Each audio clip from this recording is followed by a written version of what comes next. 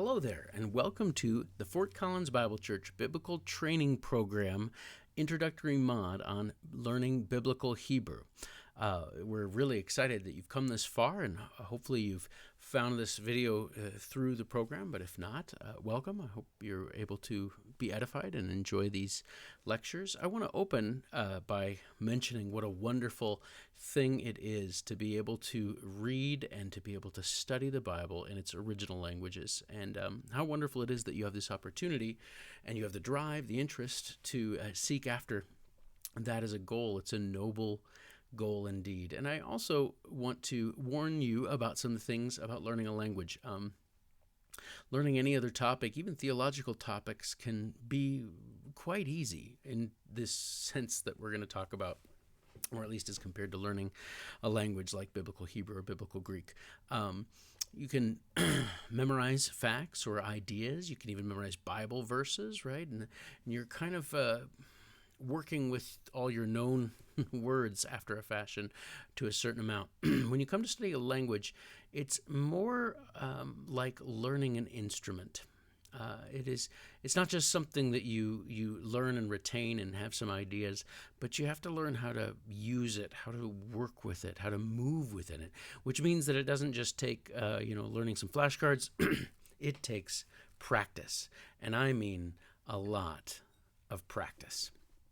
And that's hopefully something that you're up for. It's not like it's really all that difficult. It's just you're learning so many new things and you're thinking in a new way, learning a new alphabet, learning to pronounce new words, learning to memorize new words, learning to understand how a different language's grammar works, and so on and so forth. So my first encouragement to you is let this be a process. Let this take you a year or so as you go through it, as you process through the exercises, and anticipate this to be actually a lifetime adventure.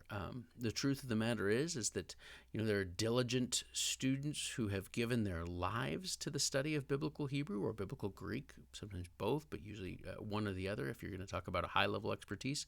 There are people who spend their entire lives writing really in-depth and amazing academic treatises about the various finer points or nuances or even advances in our understanding of grammar of these things.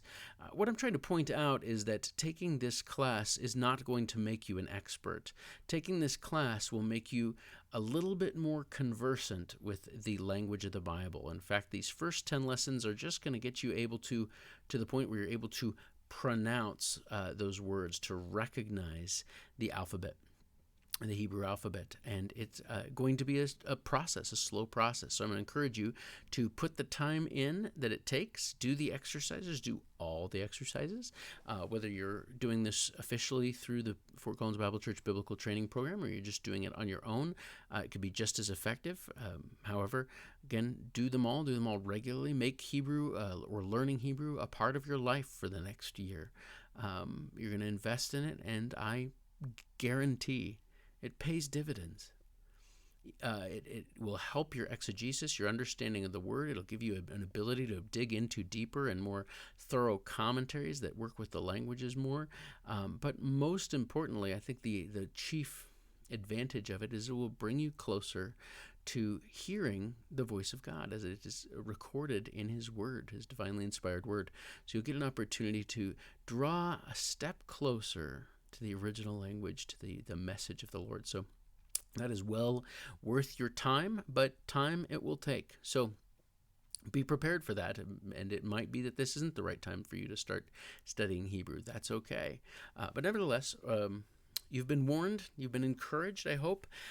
We are going to be working from, well, actually, I'm not. I'm going to be kind of working around this book, but I want you to get this book if you're taking this class in serious. It is called Teach Yourself to Read Hebrew, Revised Edition by Simon and Anderson. It is a Sephardic pronunciation guide to getting you into understanding the letters, that is to say the consonants and the vowels, how they're meant to work together. And by the end of these 10 lessons, you will really be able to read and pronounce Hebrew. Now, if you take the text we're going to actually take Pratico, I think it's just one big lesson on the alphabet, and you're just supposed to memorize the whole alphabet in a single lesson or week's time. That's a lot. That's a lot to take in. And on a seminary level, I think that may be appropriate, but I don't think it's effective at a normal kind of layperson's level. In fact, I'd argue it's not all that effective at a seminary level, as evidenced by how many people take Hebrew and how few people continue their Hebrew and use their Hebrew into their, say, pastoral or missionary career. Nevertheless, the book, the companion book to this that would teach through for Hebrew 1 and 2 would be my first Hebrew primer, also from this EKS Publishing. It's a wonderful resource for learning Hebrew, the best text I've found, and I've searched through many. So will keep you in line with that, but even that book has only 2 chapters to get you through the alphabet and through pronunciation. Again, may be appropriate for a more demanding setting, but I believe that through this slow and steady method, you're going to make fewer mistakes. You're going to become more comfortable reading or speaking Hebrew, not reading in terms of reading with comprehension, but being able to pronounce the Hebrew words as you encounter them. You're going to be more comfortable with the alphabet, and that will in turn make you more comfortable as you embrace the new concepts of Hebrew language and grammar. So with that, we're going to take you over to some Hebrew basics. And the first Hebrew basic you have to know is that Hebrew reads from right to left. Now, English, of course, reads from left to right, as Western languages do.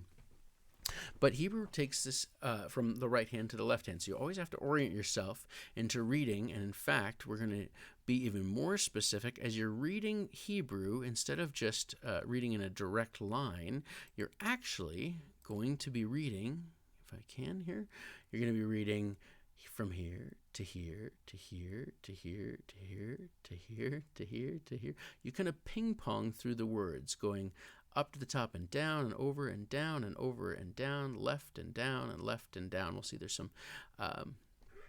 some exceptions to this.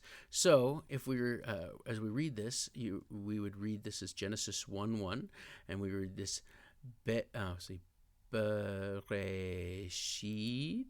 right? Bereshit, bara Elohim. You don't know these letters yet, and you're not expected to, but I just want you to get you a sense of how Hebrew flows through this. So it moves from left to right, and the next thing we want to note is that these large letters here are the consonants, okay? These large letters were all that were in the original Hebrew text. It wasn't until the 10th century, so thousands of years later, that these vowel markings were added to bring simplicity to us as readers, and you'll be very thankful for them indeed as you study Hebrew. But originally we just had, and if you find an ancient copy or their ancient text of the Bible, you'll see that they're often completely without these vowel markings, and they're just these consonants, which we'll look at more and more. In fact, today there's 22 consonants in Hebrew, and we're going to learn 3 of them. This first one is a bet, and it is we see that it'll make the B sound. The second one that we'll learn today is the Sheen, and so this little 3 candles is the Shin sound with the dot up here, and then the final consonant we'll learn today is the Tav, the last letter of the Hebrew alphabet. So the Tav will give us our 3, the Bet, the Shin, Bet, the Shin, and the Tav are our 3 consonants we're going to learn. And we're also going to learn 2 vowels. The vowels are written under, and our 2 vowels here both say the same thing. They both say ah. They say ah, right? So this is an ah, and this is an ah, and that is, of course, a patach and a comets. So, comets. So, you've got the patach and the comets. Don't worry if you didn't absorb that all at once. This slide is just to give you those basics that our language is going to move from the right to the left, and really kind of down and left and down and left and down and left and down and left. And we're going to learn consonants a couple at a time and vowels a couple at a time, 2 to 3, maybe 4 at a time as the chapters go on or as our studies go on. So with that, we can move on to our first consonant. And our first consonant is bet. Bet is this beautiful letter with these nice strokes, and it makes the B sound. It has this dot in the middle. Now you're going to see as we go forward that there's going to be more complexity. In fact, there's a whole other sound that this shape can make if you remove the dot. But for now, we just want this to be as simple as possible. This is the B sound. So repeat after me. Bet, bet, bet, bet, bet, bet. And one of the things that's going to help you learn this, besides just doing your exercises as the book has, is to write them out. So just like our hand printing differs from our beautiful fonts, so we'll find that we can hand print these letters as well. So your first stroke will be from left to right up here, and you'll make a nice line at top, right, imitating this line. And the next one is a downward line, and your third is that line is to make sure you have this little tail here. As you're going to see these details, these tails are important, and then you're going to pop that dot in the middle. So this is a big, beautiful bet, and this is a bet. You can bet that this will make the B sound as long as the dot's in it. You can bet on it. So this is the bet, and you want to write that out time and time and time and time again, simple, and say to yourself quietly, bet, ba, ba, ba, ba, ba, ba, ba, again and again and again. Our next consonant, our next letter, is the Sheen. Sheen's one of those beautiful letters, especially in these nice, beautiful fonts. But you see that the Sheen has these three, I look at them like three candles, three beautiful twigs, or maybe you could say three truffula trees if you're a reader of Dr. Seuss. These three beautiful candles, these flames kind of jumping off. It kind of reminds me of a candelabra of some kind, and you'll notice your dot is up here on the right hand side. Again, dot placement is going to be supremely important because we're going to put this dot somewhere else and it's going to change the sound of this letter later. But for now, we're going to be looking at Sheen, and we would just say sh, sh, sh, sh, like shut the door. Or, shoe, as you might say, as you're putting your foot into a shoe. Shoe, shoe, shoe, sha, sha, sha, sha, sha, sha. Right? This is a sh sound. And when you're drawing this at home, as you will draw it again and again and again, we start with this downward stroke on the right-hand side. And then we come across to a left to right stroke. And then we go do the outside of our little, it always looks like a pot to me, like a pottery, flower pot or something. And then this one goes towards the front. Okay, and you don't have to worry about these beautiful little markings here, although I have to admit when I learned it was, I went out and got an inexpensive calligraphy pen so I could kind of imitate that. But that is not needed. You just need to add this dot. So you just need to continue to write this out. Bop, bop, bop, bop, and a dot. And that is Sheen for the sh sound. Sh, sh, sh, sh, sh, sh, sh, sh, sh, sh, sh. Okay, you got that one. Now we move on to the tav. The tav, again, is the final letter of the alphabet. You might notice a similarity, right? This shape is similar to the bet, but instead of the down on the bet, you're going to have this nice long leg on the other side, and that leg is going to have a toe. This toe is very important. It's going to differentiate between another sound. So at this stage, we just want you to focus on these. There's going to be look-alike letters. There's going to be similarities between letters because like all languages and alphabets, it uses certain shapes. It gets used to using certain shapes. So you notice that tav had the toe, and we notice that you'll really internalize this by drawing it a lot. So here's your first stroke is across the top, again, imitating this. Then you're going to stroke down, straight down, nothing, no elaboration there. Then you're going to go down on the front hand side, making sure it connects here, because if it doesn't connect here, that affects things. And then come all the way down, and then your last stroke is right there. So it looks like this. 1, 2, 3, 4. Make sure you have the toe. Without the toe, or if it doesn't connect, anything can change this name. So these are the basic strokes that will help you encode this idea of the tav. Now, on top of our 3 consonants, and we'll just repeat them one more time. This is a bet, and it involves 3 strokes and a dot. Stroke 1, stroke 2, stroke 3, and the dot. Bet, bet, bet. This is the Sheen. It's the 3 candles, and it involves 4 strokes and a dot. So there's 1, 2, 3, 4 strokes, and your dot on the right-hand side for Sheen. And here's your Tav, and it involves 4 strokes, 1 stroke, 2 strokes, 3 strokes, and 4 strokes for that little toe. So you want to make sure that toes exist. Now you can work that toe in with your stroke as you're doing the downward stroke, and then you just pop the toe out. You don't have to necessarily make a separate stroke for that toe, but it's critical that that toe is there because that's what makes it a Tav. Without that toe, it ain't no Tav. Tavs need toes. That's how it goes. So we move on to our 2 vowels of the day, the Comets and the Patak. So your Comets is kind of like a little T shape, if you like. And this little T shape, I imagine, is actually looking under your teeth. And you know, a little little waggly thing at the back of your throat. It goes, Comets goes, ah, but not that, grotesque. Just to give you that idea. That little uvula down there going waggling as you go, ah. So Comets makes an ah sound. And Patak also makes an ah sound. It's slightly shorter, but we're not going to worry about that now. Just think of both of these as ah. Anytime you see these vowels for now, just think of them as ah, ah, ah. Comets, Patak. Comets has the uvula, and Patak is just the open mouth. Ah. So maybe this person, had some kind of uvula removing surgery. I don't think they do that, but it doesn't matter. Comets and Patak, ah.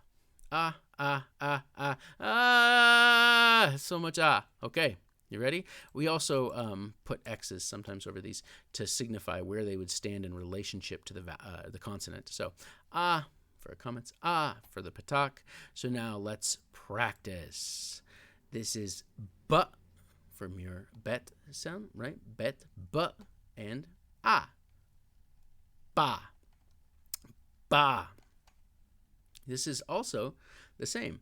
Ba, ba, ba, ba, ba, ba. Do you feel like a sheep yet? Ba, ba, ba, ba. There you go. 4 bas. Next. This is our Sheen, and this is going to give us sh, ah. You're right. Sha, sha, baby, sha. You got it? Sha, sha, sha, sha, sha. Sha, sha, sha.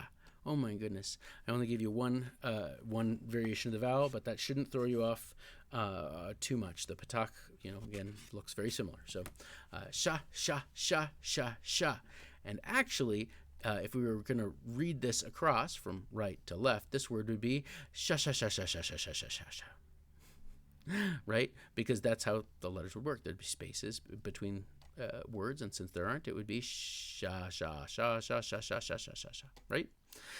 Similarly, we're going to look at our Tav, and our Tav gives us that ta, t, ah, ta, t, ah, ta, ta, ta, ta, ta, ta, ta. There you go. Ta, ta, ta, ta, ta, ta, ta, ta, ta. Ta, ta, ta. Okay, you've got it now. So we have learned today ba, ba, ba, ba, ba. Oops, wrong way. Sha, sha, sha, sha, sha, sha, sha, sha, sha. And ta, ta, ta, ta, ta, ta, ta, ta, ta. You're such an excellent student. I have no doubt that you will not struggle at all. Again, if you're actually serious about learning Hebrew, then these lectures will do you only a small bit of good against the greater benefit of undertaking all of the exercises that are contained within. So, after you've listened to this short lecture, read through the chapter. It should be very similar. It'll actually introduce you into pronouncing two consonants and 1 vowel in between them. It'll give you great examples, and what I want you to do, if you're taking this course or through the actual biblical training program, is I want you to write out all the exercises that need to be written out on a piece of paper is fine. and take a picture of them. There's certain exercises that should be self-explanatory wherein you circle certain things. So I'd like you to take a picture of that with your phone or something like that, or scan it some way and send it to me. And then there are certain exercises that ask to be read aloud. And so I'd ask that you make an audio file. And you say, this is going to be a lot of work. Yeah, it's going to be a lot of work. Remember, that's what we said at the beginning.